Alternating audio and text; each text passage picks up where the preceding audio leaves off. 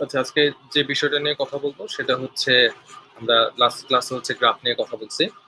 So গ্রাফের যে part গুলো আমাদের কাছে ছিল, মানে সেগুলো ছিল হচ্ছে বেসিক পার্ট। আজকে একটু এক্সটেন্ড লেভেলের কিছু পার্ট নিয়ে কথা বলবো, লাইক হচ্ছে walk, path, cycle, adjacent matrix, এবং দুইটা টপিক আছে আমাদের, একটা হচ্ছে গ্রাফ কালারিং, একটা হচ্ছে বিএফএস ডিএফএস। এই দুইটা পার্ট হচ্ছে আমরা নেক্সট ক্লাসে কভার করবো। So these are hour application. ঠিক আছে। সো ওয়াক বলতে আসলে কি বোঝায়, পাথ বলতে কি বোঝায়, এবং সাইকেল বলতে কি বোঝায়। গত ক্লাসে আমরা গ্রাফ শুরু করছি, ইন্ট্রো হওয়ার গ্রাফ। বাট ওইখানে আমরা দুইটা, এই পাথ এবং সাইকেলটা একটু বাদ রাখছিলাম। কেন রাখছিলাম সেটার পিছনে কারণটা হচ্ছে আমাদের এটার আগে ওয়াক সম্পর্কে একটা আইডিয়া নিতে হবে এটার জন্য। তাহলে আমরা যদি প্রথমে এখন ওয়াক সম্পর্কে চলে যাই, তাহলে ওয়াক বলতে আসলে কি বোঝায়। ওয়াক বলতে বোঝায় হচ্ছে it's a finite alternative sequence of vertices and edge. ঠিক আছে। যে কোনো ভার্টেক্স এবং এজের সিকোয়েন্স যদি আমি তৈরি করি, তাহলে সেটা হচ্ছে কি আমাদের ওয়াক। ওয়াক মানে কি হাঁটা। আমরা যেভাবে হাঁটি বা গ্রাফ যেভাবে হাঁটে, সেভাবেই হচ্ছে আমরা জিনিসগুলোকে আইডেন্টিফাই করি। যেমন এখানে আমরা একটা আইডেন্টিফাই করি, যেমন V J E J. V মানে হচ্ছে ভার্টেক্স, ই মানে হচ্ছে এইচ।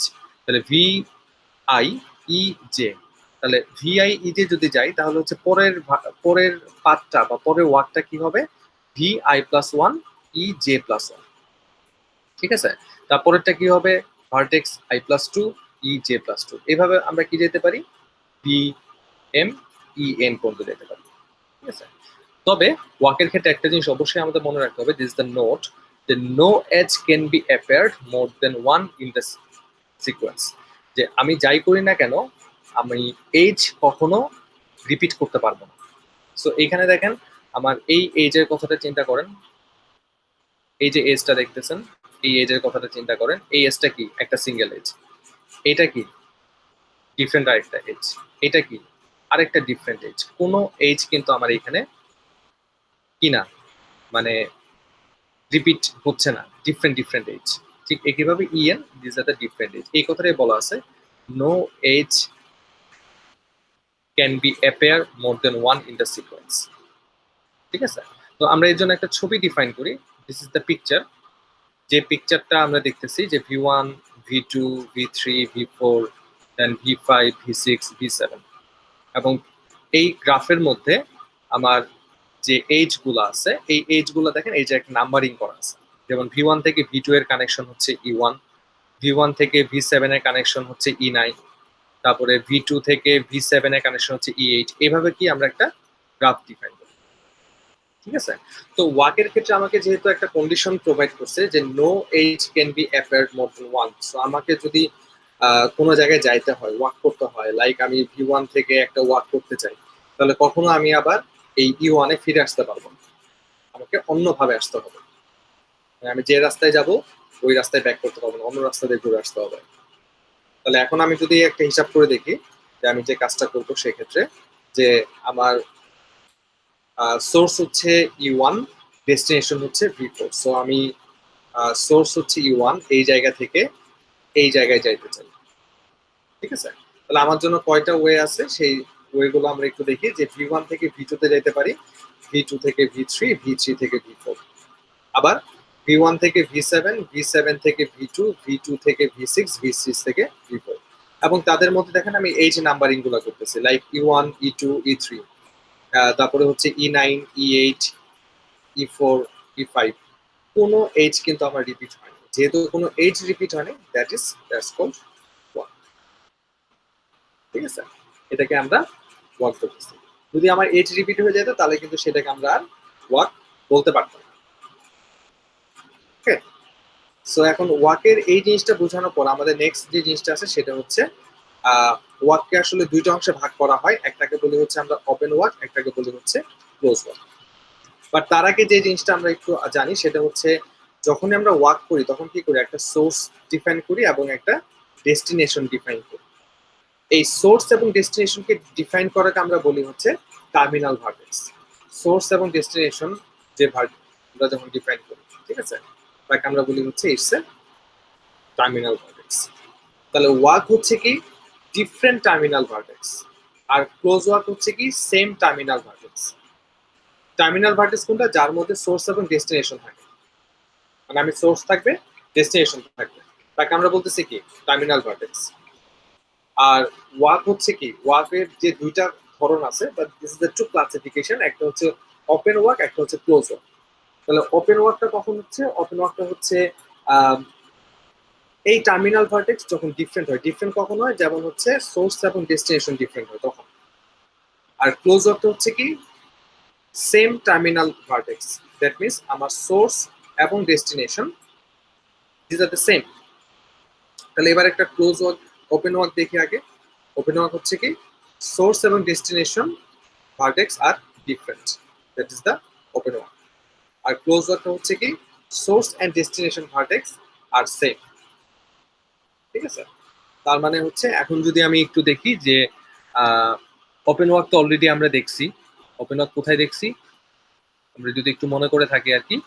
সো সোর্স এবং destination are different, so it's a walk and is also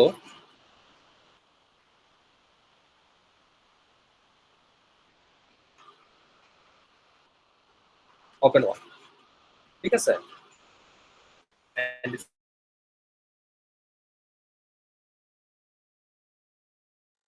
close ওয়াকের এক্সাম্পলটা আসলে কিভাবে আসে সেটা যদি আমরা একটু দেখি, সেটা হচ্ছে যে সোর্স এবং ডেস্টিনেশন আমার সেম।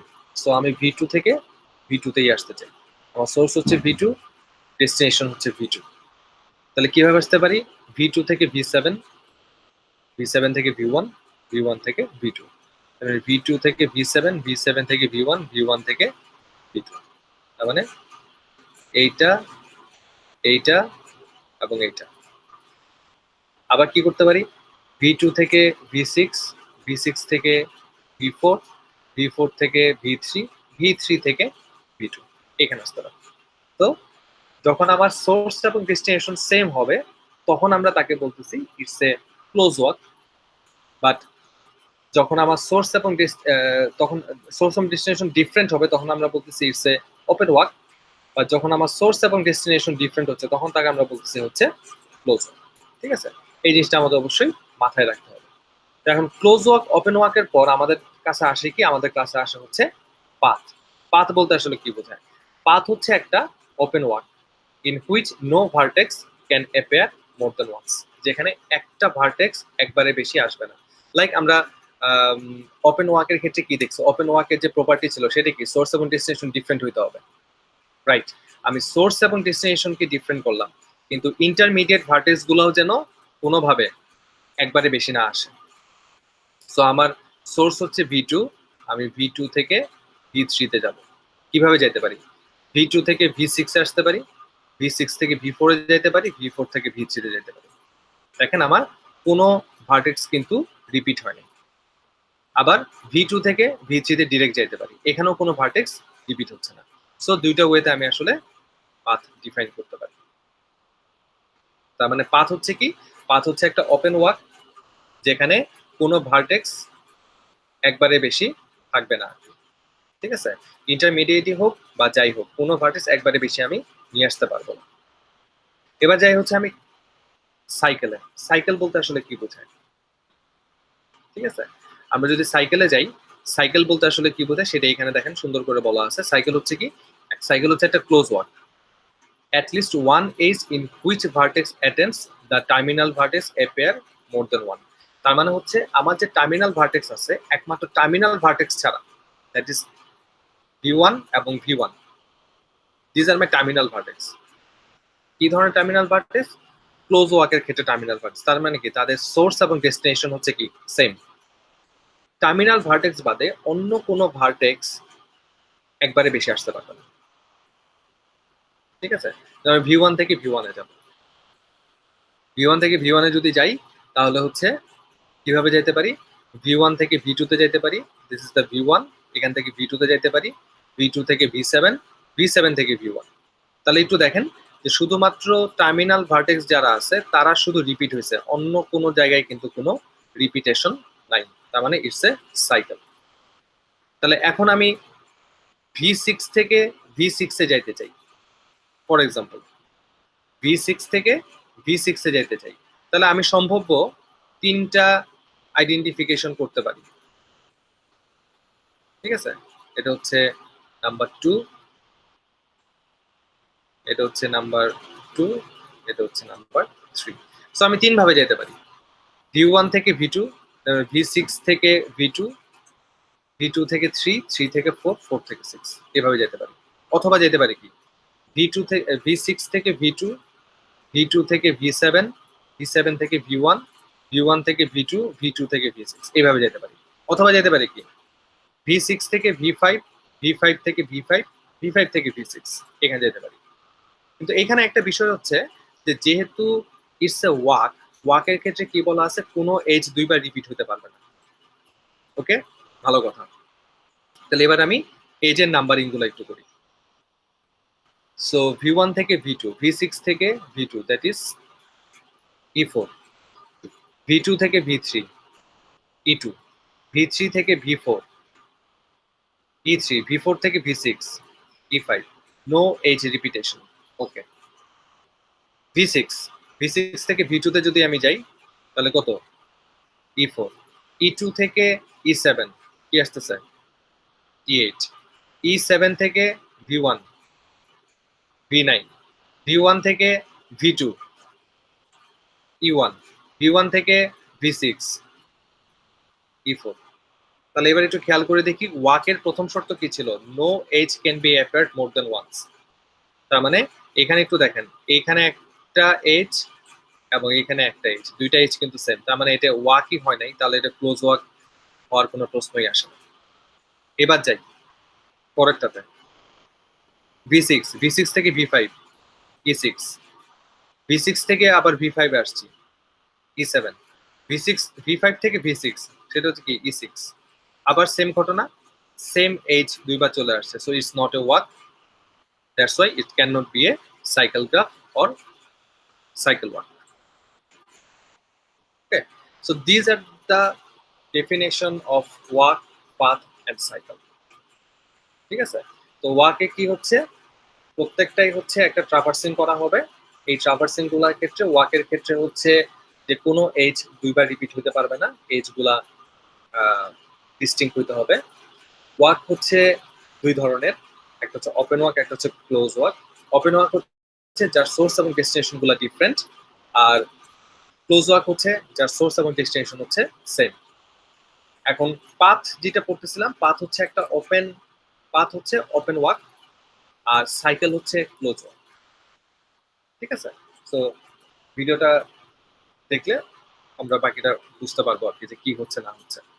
ওকে, নেক্সট আমরা যাই একটা নোটে, যে নোটটা আমাদের আসলে খুবই গুরুত্বপূর্ণ। প্রথম নোটটা হচ্ছে কি, in walk, path and cycle, তিনটা জিনিসের জন্যই no edge can appear more than one, কোনো এজ একবারে বেশি আসতে পারবে না, whatever it is path or walk or cycle, no edge can appear more than one. Number 2, vertex can appear more than one in a walk but not in a path. ওয়াকের ক্ষেত্রে একটা vertex দুইবার আসতে পারে, কিভাবে, close walk. Close ওয়াকের কথা চিন্তা করেন, source এবং ডেস্টিনেশন সেম, তার মানে কি যার সোর্স এবং ডেস্টিনেশন সেম তার ভার্টেক্স তো দুইবার আসবে, দ্যাটস ট্রু। কিন্তু পাথের ক্ষেত্রে কি বলা আছে, পাথ হচ্ছে ওপেন ওয়াক যেখানে সোর্স এবং destination different, that's why a vertex can appear more than one in a walk but not in a path. Number 3, a path is an open walk but an open walk is not a path. তার মানে কি, path অবশ্যই open walk হবে কিন্তু every open walk is not a path. That's true. A cycle and circuit is also a closed walk but a closed walk is not a cycle or circuit. Okay, so this note you have to be remember the entire life. এবার যাই হচ্ছে adjacent matrix. So what is an adjacent matrix? Adjacent matrix কিছু না, adjacent matrix হচ্ছে কোনো একটা গ্রাফকে ম্যাট্রিক্সে রূপান্তর করা। ঠিক আছে, এটা আমরা আসলে কেন করি, এটা হচ্ছে আমরা যখন গ্রাফের প্রোগ্রাম করতে যাই, বিভিন্ন ধরনের প্রোগ্রামিং ল্যাঙ্গুয়েজ দিয়ে যখন গ্রাফটাকে ইমপ্লিমেন্ট করতে যাই, তখন আমরা আসলে এই অ্যাডজেসেন্ট ম্যাট্রিক্স দিয়ে খুব সহজে একটা গ্রাফকে ম্যাট্রিক্সে রূপান্তর করে ম্যাট্রিক্সের যে কাজগুলো, সেই কাজগুলোর মাধ্যমে গ্রাফের কাজগুলোকে আমরা সলভ করতে পারি। ঠিক আছে, তো এই অ্যাডজেসেন্ট ম্যাট্রিক্সটা আসলে কেন বানাই সেটা তো আমরা বুঝলামই, এখন কিভাবে বানাই সেই জিনিসটা হচ্ছে দেখি। সো আমি এখানে একটা ছবি নিলাম, একটা গ্রাফ নিলাম, এই গ্রাফের টোটাল ভার্টেক্স কতগুলো আছে, v1, v2, v3, v4, V5, V6, V7, তার মানে 7টা ভার্টেক্স আছে। তার মানে যতগুলা ভার্টেক্স থাকবে ঠিক ততগুলা দেখেন আমি কি করতেছি, রো এবং কলাম নাম্বার নিচ্ছি।